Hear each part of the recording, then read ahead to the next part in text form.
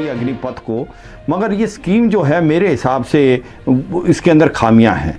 सबसे पहले तो यह है कि जो 4 साल के लिए जवान आएगा और 6 महीने के लिए इसकी ट्रेनिंग होगी और 3.5 साल वो करेगा, तो उसके अंदर क्या जज्बा होगा, ना वो ट्रेंड होगा, क्या वो अपना नाम नमक और निशान के हिसाब से चलेगा, क्या वो देश के लिए अपनी जान तक कुर्बान करने के लिए तैयार होगा, जब उसको पता नहीं कि उसका क्या होगा 4 साल के बाद। तो याद रखो कि आज रूस और यूक्रेन की लड़ाई में जो रूस के सोल्जर हमने सोचा था कि एक महीने के अंदर जीत लेंगे, जो कॉन्स्पिरेशन सोल्जर थे वो लड़ नहीं पाए जितने लड़ने चाहिए थे।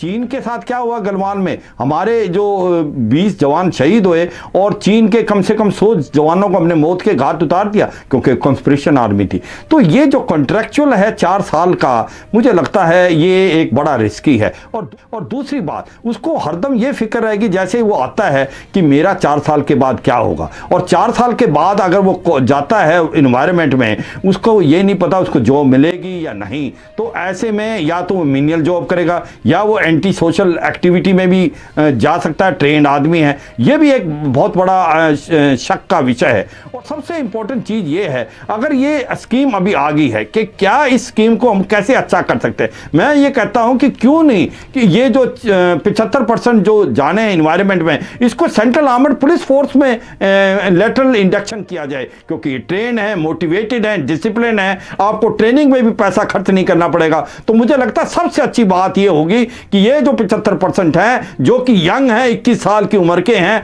इनको आप सेंट्रल आर्मड पुलिस फोर्स में लें।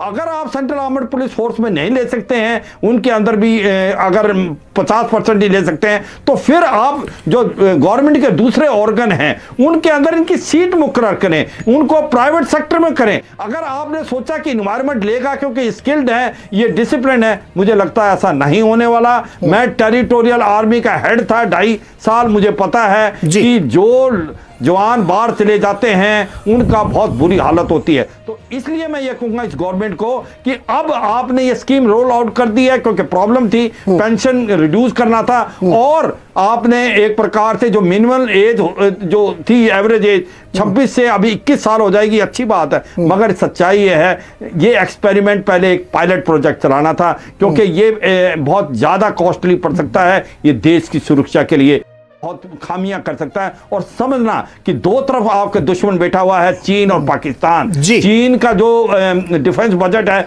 वो 7 से 8% है, और पाकिस्तान ने अभी 12% कर दिया जीडीपी का। ऐसे में भारत ये एक्सपेरिमेंट करे, ये 4 साल के लिए जो जवान आए उसके अंदर जो नाम नमक और निशान की बात कर रहे हैं, वो जो जज्बा होना चाहिए मरने का,